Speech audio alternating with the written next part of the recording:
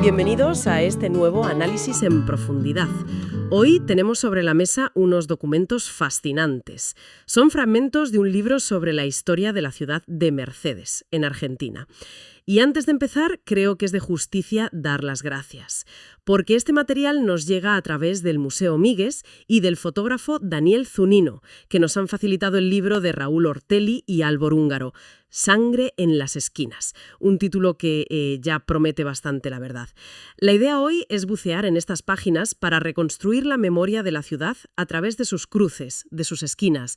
Veremos cómo un simple rancho de adobe podía ser el centro del universo para un barrio y cómo a pocos metros se levantaban edificios que querían parecerse a un palacio europeo.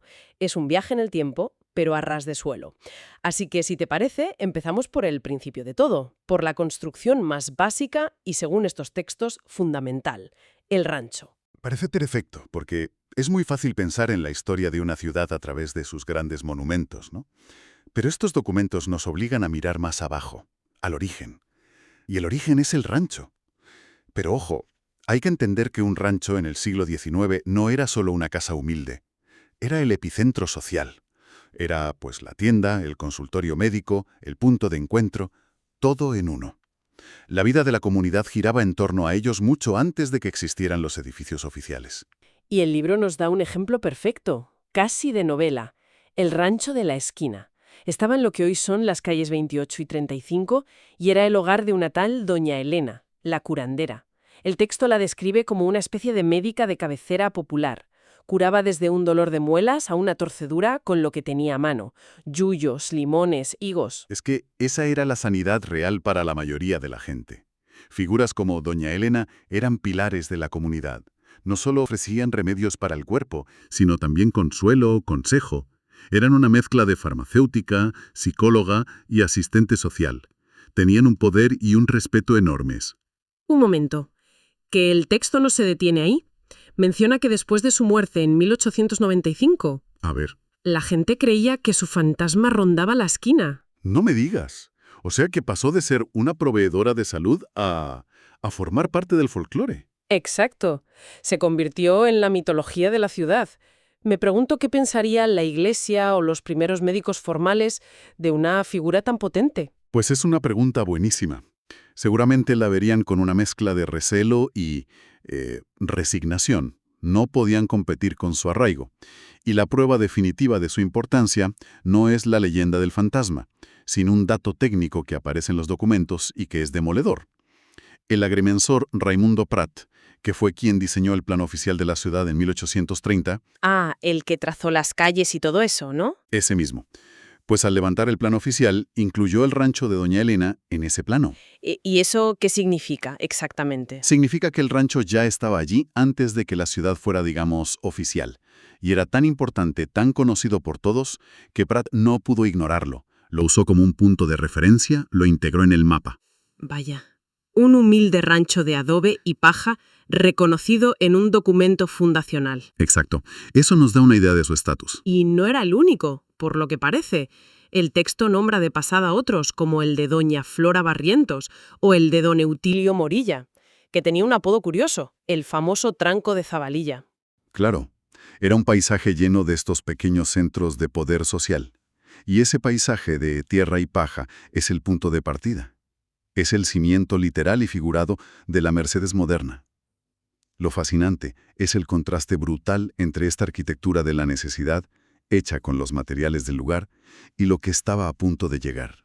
Y supongo que lo que estaba a punto de llegar, no se hizo esperar, porque el texto da un salto enorme a un edificio que parece la antítesis del rancho de doña Elena. La esquina de Villafañe. Pasar de uno a otro es como cambiar de siglo en una sola calle. Totalmente. Aquí hablamos de un edificio imponente, de ladrillo, que ya estaba en pie en 1880, y pertenecía a don Clodomiro Villafañe. Y él no era una curandera popular. El texto lo define como una figura de gran prestigio social, político y económico. Era la nueva élite. Y vaya si lo demostraba con su edificio. Los detalles que da el texto son toda una declaración de intenciones. Tenía una estatua del dios Apolo en lo más alto, balcones de hierro forjado, molduras. Era un trozo de Europa plantado en Mercedes. El propio autor del libro dice que la esquina es la misma de hace un siglo, subrayando que se construyó para perdurar. Claro, para ser un monumento al poder de una familia. Si conectamos esto con el panorama general, es el símbolo perfecto de una transición. Mercedes estaba dejando de ser una sociedad de base rural para convertirse en una ciudad burguesa con aspiraciones europeas, y esa aspiración se materializaba en la arquitectura. Querían edificios sólidos, elegantes, que hablaran de cultura y de dinero. El rancho representaba la tradición y la comunidad. Y el edificio de Villafañe, el progreso y el capital. Lo curioso es que, a pesar de esa apariencia tan señorial, la esquina era un hervidero. El texto menciona que en los bajos había un almacén, el de don Manuel Rodríguez, y que en los terrenos de al lado se instalaban los circos ambulantes. Menciona a un tal Arturo Arreco. O sea, tenías a la alta sociedad en los balcones y al circo en la calle. Vaya mezcla. Es que esa es la vida de una ciudad. Los espacios nunca son monofuncionales. Esa esquina era un polo de atracción para todo el mundo. Era un símbolo de prestigio para los ricos, un lugar para hacer la compra para el resto y un espacio de ocio cuando llegaba el circo. Todo coexistía. De un polo de atracción pasamos a los grandes centros neurálgicos del comercio. Los documentos destacan dos esquinas que eran, por lo visto, el corazón económico de la ciudad. La primera es la esquina de Candeira, en la 24 y 27. Y aquí, de nuevo, la clave es la persona que está detrás. Juan Candeira, el dueño, no era un simple tendero. El texto lo describe como un auténtico constructor de la ciudad. Y no en sentido figurado. Participó directamente en la edificación de la Torre del Cabildo, el hospital, el Colegio de la Merced y hasta el Teatro Odeón. O sea que el prestigio de su comercio no venía solo de lo que vendía, sino de que el dueño era una de las figuras cívicas más importantes. Su tienda era una referencia porque él era una referencia. Exactamente. Su esquina era el centro de sus operaciones. Era un hombre que estaba literalmente construyendo la infraestructura de la ciudad moderna, y su negocio era el reflejo de ese poder. La otra gran esquina comercial que se menciona es la esquina de lo de Fresno, en 24 y 29, donde hoy, por cierto, está el Colegio de Abogados. Esta parece más terrenal, ¿no? Un almacén de ramos generales de toda la vida. El texto dice que allí se vendía de todo. Hierba, tabaco, fideos. Lo describe como un comercio ya muy potente en 1860. Sí, este era el motor del día a día. Y su historia es un microcosmos de la evolución económica de la ciudad.